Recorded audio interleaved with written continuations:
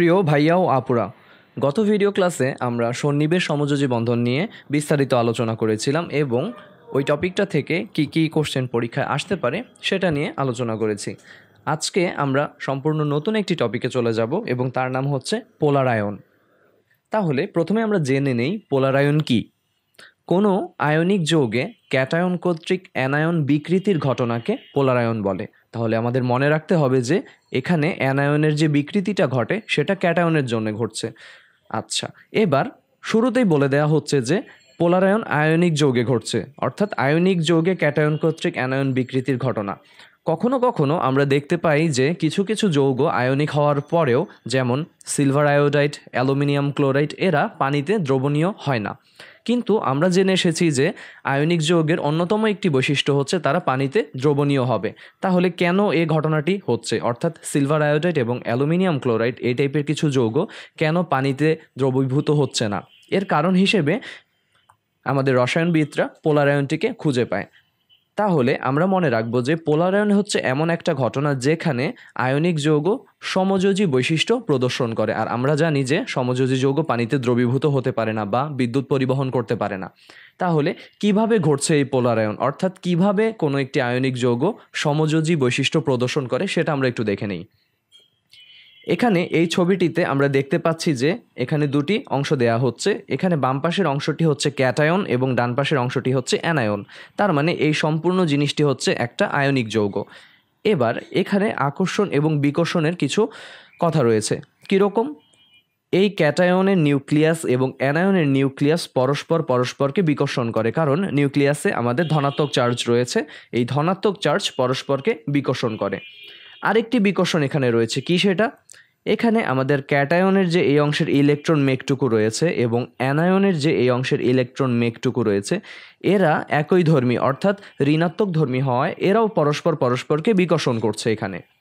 আচ্ছা, এবার আকর্ষণের ঘটনায় চলে আসি।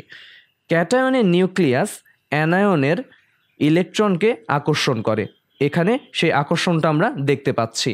আবার অনুরূপভাবে অ্যানায়নের নিউক্লিয়াসটা ক্যাটায়নের যে এই পাশে ইলেকট্রনগুলো রয়েছে বা ইলেকট্রন মেঘ রয়েছে সেটাকে আকর্ষণ করে। তাহলে ফাইনালি আমরা কি পেলাম? ফাইনালি আমরা পেলাম যে তাদের বাহ্যিক স্তরের যে ইলেকট্রনগুলো ক্যাটায়ন এবং অ্যানায়নের, তারা পরস্পরকে বিকর্ষণ করছে এবং দুজনের নিউক্লিয়াস পরস্পরকে বিকর্ষণ করছে। কারণ কি? তারা একই ধর্মী চার্জ। আবার বিপরীতভাবে বলতে গেলে ক্যাটায়নের নিউক্লিয়াস অ্যানায়নের ইলেকট্রন মেঘকে আকর্ষণ করছে, আবার অ্যানায়নের নিউক্লিয়াস ক্যাটায়নের ইলেকট্রন মেঘকে আকর্ষণ করছে। এই আকর্ষণ বিকর্ষণ বলের প্রভাবে যে ঘটনাটা ঘটে সেটা হচ্ছে অ্যানায়নের ইলেকট্রন মেঘের কিছুটা অংশ ক্যাটায়নের দিকে সরে আসতে থাকে। অর্থাৎ এই ক্যাটায়ন এবং অ্যানায়নের মাঝ বরাবর অ্যানায়নের কিছু ইলেকট্রন সরে আসে। এই যে অ্যানায়নের হালকা বিকৃতি ঘটছে, এই বিকৃতির ঘটনাটিকে আমরা বলছি পোলারায়ন। তাহলে অ্যানায়নের বিকৃতির ফলে যখন ইলেকট্রন মেঘটা ক্যাটায়ন এবং অ্যানায়নের ঠিক মাঝামাঝি চলে আসে, তখন যে ঘটনাটা ঘটে সেটা সমযোজী যৌগের বৈশিষ্ট্য প্রদর্শন করে। কেন? কারণ আমরা সমযোজী যৌগে দেখে এসেছি যে আমাদের শেয়ারকৃত ইলেকট্রনটি দুটি পরমাণুর মাঝামাঝি স্থানে অবস্থান করছে। তো এখানেও কিছুটা সেরকম ঘটনা ঘটছে বলেই আমাদের আয়নিক যৌগটি সমযোজী বৈশিষ্ট্য প্রদর্শন করে। এখানে আসলে ভাইয়া ক্যাটায়ন এবং ছবিটি স্পষ্ট বোঝানোর জন্য ক্যাটায়ন এবং অ্যানায়নকে কিছুটা দূরে স্থাপন করেছি। মূলত এরা তো খুবই কাছাকাছি থাকে। তো তাহলে আমরা বুঝতে পারলাম কেন কোনো একটা আয়নিক যৌগে ক্যাটায়ন কর্তৃক অ্যানায়নের বিকৃতিটা ঘটছে। এই আকর্ষণ এবং বিকর্ষণ বলের প্রভাবেই ঘটনাটা ঘটছে। এবার এই পোলারায়নটা কিসের উপর নির্ভর করছে, অর্থাৎ কোনো একটি যৌগে পোলারায়ন কখন বেশি হবে বা কখন কম হবে, এটা একটা নীতির সাহায্যে ব্যাখ্যা করা হয় এবং সেই নীতিটাকে বলা হয় ফাজানের নীতি। ফাজানের নীতির সাহায্যে তার 4টি স্বীকার্য রয়েছে এবং 4টি স্বীকার্য প্রতিটির ব্যাখ্যা আমাদেরকে জানতে হবে, কারণ আমাদের যখন অনুধাবনমূলকে বা প্রয়োগে কোশ্চেন আসবে তখন যাতে আমরা এই নীতির সাহায্যে ব্যাখ্যাটি করতে পারি। এই পোলারায়ন টপিকটি এমসিকিউর জন্যও খুবই গুরুত্বপূর্ণ। তাহলে এই ফাজানের নীতি অনুযায়ী কোনো একটি যৌগে পোলারায়ন বেশি হবে যদি 1 নম্বর ক্যাটায়নের আকার ছোট হয়, 2 অ্যানায়নের আকার বড় হয়, 3 ক্যাটায়ন ও অ্যানায়নের চার্জ বেশি হয় এবং সর্বশেষে যদি ডি ও এফ অরবিটালে ইলেকট্রন থাকে। তাহলে এই চারটি বৈশিষ্ট্য একসাথেই যে কোনো যৌগে থাকতে হবে তা নয়। প্রথমটি যদি শুধু থাকে যে ক্যাটায়নের আকার ছোট, তাহলেই তার মধ্যে আমরা পোলার আয়নটি বেশি দেখতে পাবো। এবার তাহলে ক্যাটায়নের আকার ছোট বিবেচনার জন্য আমাকে এমন পাশাপাশি দুটি বা তিনটি যৌগ নিতে হবে যেখানে আমি কমন একটা অ্যানায়ন নিব আর ক্যাটায়নগুলোর আকৃতিতে কম বেশি দেখতে পাবো, তখন আমার তুলনা করাটা সহজ হয়। তাহলে আমরা প্রথম স্বীকার্যটি দেখে ফেলি, ক্যাটায়নের আকার ছোট হলে। এখানে ভাইয়া দুটি উদাহরণ দেখাচ্ছি। প্রথম উদাহরণে দেখতে পাচ্ছি একটা এ যৌগ রয়েছে যেখানে ক্যাটায়ন এবং অ্যানায়ন দেখানো হচ্ছে, এবং বি যৌগ রয়েছে, এখানেও ক্যাটায়ন এবং অ্যানায়ন দেখছি। দুটো যৌগই আমাদের অ্যানায়নের আকৃতিটা সেম, অর্থাৎ একই। তো আমরা যখন ক্যাটায়নের আকার ছোট এই বিবেচনায় যাব, তখন আমরা অ্যানায়নকে ফিক্সড করে ফেলবো। তাহলে অ্যানায়ন যখন ফিক্সড হয়ে যাচ্ছে, তার আকৃতিটাও সেম। এবার আমরা দেখতে পাচ্ছি এ যৌগে ক্যাটায়নের আকৃতিটা কিছুটা বড় বি যৌগের ক্যাটায়নের তুলনায়। তাহলে এখানে কি ঘটনাটা ঘটছে? আমরা যদি এ যৌগের কথা চিন্তা করি, এ যৌগের ক্যাটায়নের ধনাত্মক চার্জ মানে তার নিউক্লিয়াস থেকে আমাদের যে এখানে অ্যানায়নটি রয়েছে তার ইলেকট্রন মেঘের যে যতটুকু দূরত্ব, বি যৌগের ক্ষেত্রে তার ক্যাটায়নের নিউক্লিয়াস থেকে তার অ্যানায়নের ইলেকট্রনের দূরত্বটা কিন্তু কম। তাহলে এই দূরত্ব যত কম হবে, আমার ক্যাটায়নের নিউক্লিয়াসটা কি তত অ্যানায়নের ইলেকট্রনটাকে টান দিতে পারবে, আকর্ষণ করতে পারবে, তখন বিকৃতিটা কি সহজেই ঘটবে। তাহলে আমার এখান থেকে টানাটা বেশি সহজ নাকি বি যৌগে টানাটা বেশি সহজ? অবশ্যই বি যৌগে ক্যাটায়ন ছোট হওয়ার কারণে অ্যানায়নের ইলেকট্রনটাকে আকর্ষণ করাটা ইজি হয়ে যায়। তাহলে এই যৌগে কি হবে? এই দুটি যৌগের মধ্যে বি এর পোলার আয়নটা এ এর থেকে বেশি হবে। কেন? কারণ বি যৌগে আমার ক্যাটায়নের আকৃতিটা ছোট। তাহলে আমরা যদি গ্রুপ 1-এর আয়নগুলোর কথা চিন্তা করি, আমরা দেখতে পাই যে লিথিয়াম আয়নের আকৃতিটা হচ্ছে সবচেয়ে ছোট, আর ওইদিকে সিজিয়ামের আকৃতি সবচেয়ে বড়। তাহলে আমি যত লিথিয়াম থেকে সিজিয়াম আয়নের দিকে এগোতে থাকবো, তত কি আমার ক্যাটায়নের আকৃতি বেড়ে যাচ্ছে। তাহলে উল্টার ক্ষেত্রে, অর্থাৎ এখানে আমরা দেখতে পাচ্ছি lithium chloride, sodium chloride, potassium chloride, rubidium chloride, caesium chloride, কার ক্ষেত্রে সমযোজী বৈশিষ্ট্য বা পোলার আয়নটা বেশি হবে? যার ক্ষেত্রে আকারটা ছোট। যেমন লিথিয়াম ক্লোরাইডের আকারটা এখানে সবচেয়ে ছোট, মানে লিথিয়াম ক্লোরাইডের লিথিয়াম আয়নটির আকার সবচেয়ে ছোট। এবং একটি বিষয় খুব ভালোভাবে লক্ষ্য করব যে এখানে আমরা যখন তুলনা করছি তখন অ্যানায়নটা কিন্তু ফিক্সড করে ফেলেছি। এখানে 5টি যৌগে আমার অ্যানায়নটি হচ্ছে কমন, অর্থাৎ ক্লোরাইড। আর ক্যাটায়নের আকৃতি পরিবর্তনের সাথে সাথে আমার পোলার আয়ন হ্রাস বা বৃদ্ধি পাচ্ছে। যেহেতু লিথিয়াম আয়নের আকারটি ছোট, তার পোলার আয়ন সবচেয়ে বেশি, মানে সমযোজী বৈশিষ্ট্যটা বেশি। আবার সোডিয়াম ক্লোরাইডের পোলার আয়ন কি লিথিয়াম ক্লোরাইডের চেয়ে কিছুটা কম হবে। আবার পটাশিয়াম ক্লোরাইডের কি আর একটু কম হবে। অর্থাৎ আকারের সাথে ক্যাটায়নের আকৃতির সাথে আমার এখানে সঠিক ক্রমবিন্যাসটি আমরা দেখতে পাচ্ছি। এরপরে আমরা চলে যাব অ্যানায়নের আকার বড় হলে। তাহলে অ্যানায়নের আকৃতি দিয়ে যখন বিবেচনা করব, তখন আমরা ক্যাটায়নকে ফিক্স করে ফেলবো। তাহলে আমরা দুটি উদাহরণ দেখে নিই। আগের মতন এখানেও দুটি আমরা যৌগ দেখতে পাচ্ছি, একটি হচ্ছে বি যৌগ আর একটি হচ্ছে এ যৌগ। এ যৌগের ক্ষেত্রে আমাদের ক্যাটায়ন এবং বি যৌগের ক্ষেত্রে আমাদের ক্যাটায়নের আকৃতিটা সেম, কারণ আমরা একই ক্যাটায়ন নিচ্ছি। কিন্তু অ্যানায়নের ক্ষেত্রে এ যৌগে অ্যানায়নটি বড় এবং বি যৌগে অ্যানায়নটি ছোট। এবার কেন বড় ছোট অ্যানায়ন হলে আমাদের পোলার আয়নের সমস্যাটা ঘটে? এ যৌগের ক্ষেত্রে আমরা যদি দেখি এখানে কি ঘটনা ঘটে, এখানে আমাদের এ যৌগের যে অ্যানায়নটা তার আকৃতি বড় হওয়ার কারণে অ্যানায়নের নিউক্লিয়াস থেকে তার শেষ কক্ষপথের ইলেকট্রনটা বেশি দূরে হয়ে যায়। এক্ষেত্রে আকর্ষণ বলটা কম থাকে, অর্থাৎ অ্যানায়নের নিউক্লিয়াস তার শেষ কক্ষপথের ইলেকট্রনগুলোকে খুব বেশি শক্তিশালী বল দিয়ে আকৃষ্ট করে রাখতে পারে না। বি এর ক্ষেত্রে দেখতে পাচ্ছি কি এখানে অ্যানায়নটা ছোট, এবং অ্যানায়ন ছোট হওয়ার কারণে আমার অ্যানায়নের নিউক্লিয়াসটা তার শেষ কক্ষপথের ইলেকট্রনকে কি সুদৃঢ়ভাবে আকর্ষণ করে থাকে, টেনে থাকে।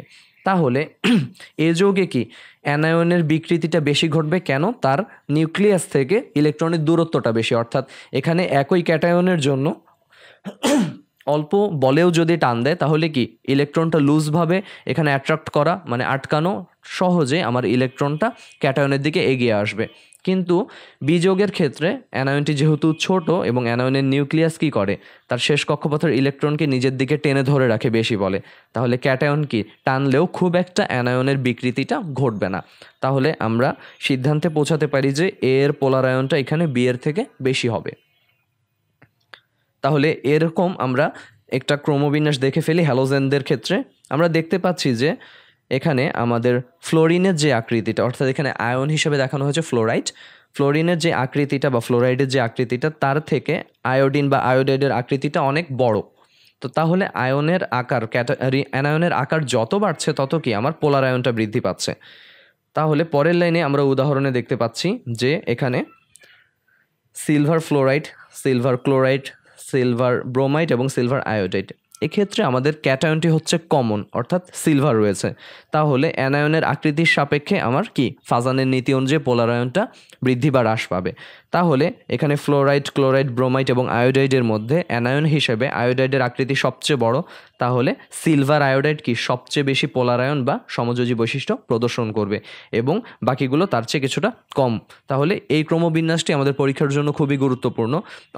অথবা তোমাকে অনুধাবনমূলক প্রশ্নে বলতে পারে যে সিলভার ব্রোমাইডের চেয়ে সিলভার আয়োডাইড কেন পোলার আয়ন বেশি দেখায়, তখন আমরা ফাজানের এই নীতিটির সাহায্যে ব্যাখ্যা করব। এরপরে আমরা চলে যাচ্ছি 3 নম্বর স্বীকার্যে, যেখানে ক্যাটায়ন এবং অ্যানায়নের চার্জ বেশি হলে ফাজানের নীতি অনুযায়ী পোলার আয়নটা বেশি হয়। কিভাবে এই ঘটনাটি ঘটে? এখানে আমরা দেখতে পাচ্ছি যে আমি বাম পাশের ছকে 3টি আয়ন নিয়ে কাজ করছি, 3টি ক্যাটায়ন, সোডিয়াম, ম্যাগনেসিয়াম এবং অ্যালুমিনিয়াম। এদের ক্ষেত্রে অ্যালুমিনিয়ামের চার্জ বেশি +3, ম্যাগনেসিয়ামের +2 এবং সোডিয়ামের +1। তাহলে আমাদের যখন ক্যাটায়নের ক্ষেত্রে ধনাত্মক চার্জ, কেন্দ্রে ধনাত্মক চার্জের মান বাড়ে, তত কি কেন্দ্র বেশি শক্তিতে আমাদের সর্ববহিস্থ ইলেকট্রনকে টানতে পারে। আর সর্ববহিস্থ ইলেকট্রনে আমাদের যেহেতু মানে খুব সংলগ্নভাবে, খুব কাছাকাছিভাবে অ্যানায়নটি লাগানো থাকে, তার মানে আমার ক্যাটায়নের নিউক্লিয়াসের চার্জ যত বেশি হবে সে অ্যানায়নের ইলেকট্রন মেঘকে তত বেশি আকর্ষণ করতে পারবে। এজন্য ক্যাটায়নের চার্জটা যত বেশি হয় তত পোলার আয়নটা বেশি ঘটে। ঠিক তার বিপরীতভাবে আমরা অ্যানায়নের ক্ষেত্রে যদি বলি, অ্যানায়নের চার্জ বেশি হলে আসলে কি ঘটনা ঘটে? অ্যানায়নে যত চার্জ বাড়ে তত কি আমাদের লুজ ইলেকট্রনের সংখ্যাটা বেড়ে যায়। অর্থাৎ আমি যত অ্যানায়নে চার্জ বাড়াচ্ছি, আমি এক্সট্রা একটা করে ইলেকট্রন শেষ কক্ষপথে যোগ করছি। এ কারণে যে ঘটনাটা ঘটে, নতুন আসা ইলেকট্রনগুলোর সাথে নিউক্লিয়াসের মানে অ্যানায়নের নিজের নিউক্লিয়াসের আকর্ষণ বলটা সেরকম তীব্রভাবে থাকে না। তাহলে লুজ ইলেকট্রন যখন বেড়ে যাচ্ছে তখন কি আমার একই ক্যাটায়নের জন্য পূর্বের তুলনায় টান দিলে সহজেই কি আমাদের অ্যানায়নটির বিকৃতি ঘটে যাবে, অর্থাৎ ইলেকট্রন মেঘটা ক্যাটায়নের দিকে কিছুটা সরে আসবে। এজন্যই আমরা অ্যানায়নের ক্ষেত্রেও একই বৈশিষ্ট্য পাচ্ছি যে অ্যানায়নেরও যদি চার্জ বেশি হয় তাহলে কি হবে? তাহলে ফাজানের নীতি অনুযায়ী আমাদের পোলার আয়নটা বেশি ঘটবে। এবং সবশেষে ডি ও এফ অরবিটালে ইলেকট্রন থাকলেও পোলার আয়ন বেশি ঘটে। আমরা দুটো এক্সাম্পলকে একটু পাশাপাশি চিন্তা করি। এখানে ক্যালসিয়াম সালফেট এবং ফেরাস সালফেটের কথা বলা হচ্ছে। উভয় ক্ষেত্রে আমাদের অ্যানায়নটি হচ্ছে কমন, এখানে সালফেট রয়েছে অ্যানায়ন হিসাবে। কিন্তু ক্যাটায়নের ক্ষেত্রে আমরা দেখতে পাচ্ছি একবার ক্যালসিয়াম আয়ন, একবার ফেরাস আয়ন। এদের দুইজনের চার্জ একই, দুইজনে একই পর্যায়ের, কিন্তু ক্যালসিয়াম আয়ন এবং ফেরাস আয়নের মধ্যে ইলেকট্রন বিন্যাসটা ভিন্ন রকম। ক্যালসিয়ামের ক্ষেত্রে শেষ কক্ষপথে তার ইলেকট্রন বিন্যাস 3s2 এবং 3p6, কিন্তু আয়রনের ক্ষেত্রে তার শেষ কক্ষপথে ইলেকট্রন বিন্যাস 3s2, 3p6, 3d6, অর্থাৎ এখানে ডি অরবিটালেও 6টি ইলেকট্রন রয়েছে। এবং আমরা এখানে স্বীকার্যে পড়ছি যে ডি আর এফ অরবিটালে যখন ইলেকট্রন থাকবে তখন ফাজানের নীতি অনুযায়ী পোলার আয়নটা বেশি হবে। তার মানে এরকম কোনো আরেকটা যদি আমরা ক্যাটায়ন নিয়ে আসতাম যেখানে তার এফ অরবিটালে ইলেকট্রন থাকতো, সেক্ষেত্রেও তার পোলার আয়নটা বেড়ে যেত। তার মানে আমরা সিদ্ধান্তে পৌঁছলাম যে ক্যালসিয়াম সালফেটের চেয়ে ফেরাস সালফেটে সমযোজী বৈশিষ্ট্য বা পোলার আয়নটা বেশি হবে। এবার এই 4টি বৈশিষ্ট্যকে সামনে রেখে আমরা কিছু প্রশ্নের উত্তর জেনে নেই কিভাবে আমাদের সমযোজী মানে পোলার আয়ন রিলেটেড কোশ্চেনগুলো আসতে পারে। একটা কোশ্চেন আমরা দেখতে পাচ্ছি যে সিলভার ফ্লোরাইড পানিতে দ্রবণীয় কিন্তু সিলভার আয়োডাইড অদ্রবণীয় কেন? তাহলে আমরা এখানে সরাসরি অ্যান্সার করব, প্রথমে পোলার আয়নের সংজ্ঞাটি দেব, এর পরবর্তীতে আমরা ব্যাখ্যাতে চলে আসবো ফাজানের নীতি অনুযায়ী। তাহলে এখানে আমরা দেখতে পাচ্ছি কি সিলভার ফ্লোরাইড এবং সিলভার আয়োডাইডের মধ্যে ক্যাটায়নটি কমন। এ ধরনের প্রশ্নে ভাইয়া বলে আসছি বারবার যে হয় ক্যাটায়নটি কমন থাকবে তখন আমি অ্যানায়ন নিয়ে আলোচনা করবো, আর যখন অ্যানায়নটি কমন থাকবে তখন ক্যাটায়ন নিয়ে আলোচনা করব। যেহেতু এখানে সিলভার আয়নটা কমন, এখানে ফ্লোরাইড এবং আয়োডাইড আয়নের মধ্যে তুলনাটা হবে। ফ্লোরাইড এবং আয়োডাইড আয়নের মধ্যে আয়োডাইডের আকারটা বড়, এবং আমরা ফাজানের নীতি অনুযায়ী জেনে আসলাম যে অ্যানায়নের আকৃতি বড় হলে সেখানে পোলার আয়নটা বেশি ঘটবে। তাহলে আমরা খুব সহজে ডিরেক্ট কিছু মানে বৈশিষ্ট্য দিয়ে এই ব্যাখ্যাটা করে দিয়ে আসবো, যাতে করে আমার বেশি লিখতে না হয়, আমি কম লিখেই আমার অনুধাবনমূলক প্রশ্নে 2-এ 2 পাই। তাহলে আয়োডাইডের আকার বড়, যার কারণে পোলার আয়নটা বেশি হচ্ছে। আর পোলার আয়ন বেশি হওয়া মানে কি, সে আয়নিক বৈশিষ্ট্য হচ্ছে সমযোজী বৈশিষ্ট্যটা বেশি প্রদর্শন করছে, অর্থাৎ ধীরে ধীরে সমযোজী বৈশিষ্ট্যের দিকে ধাবিত হচ্ছে।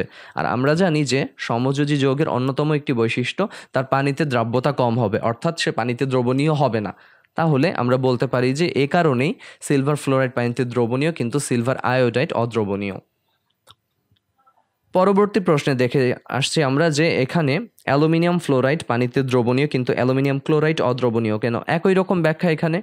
আমাদের ক্যাটায়নটি হচ্ছে একই রকম, অ্যালুমিনিয়াম।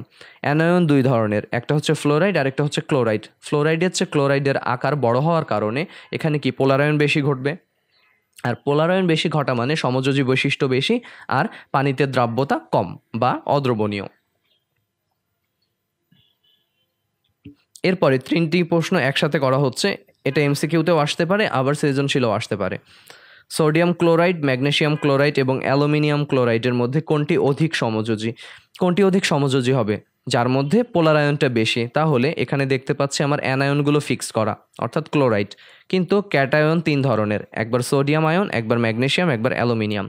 তাহলে আমরা 3 নম্বর শিকার যে পড়ে আসলাম কি, যদি আমাদের ক্যাটায়ন বা অ্যানায়নের চার্জ বেশি হয় তাহলে পোলার আয়ন বেশি হবে। এখানে সোডিয়ামের চার্জ +1, ম্যাগনেসিয়ামের +2 এবং অ্যালুমিনিয়ামের +3। তার মানে অ্যালুমিনিয়ামের চার্জ বেশি হওয়ার কারণে তার মধ্যে সমযোজী বৈশিষ্ট্যটা, তার মধ্যে পোলার আয়নটা বেশি ঘটবে, অর্থাৎ অ্যালুমিনিয়াম ক্লোরাইড এখানে বেশি সমযোজী।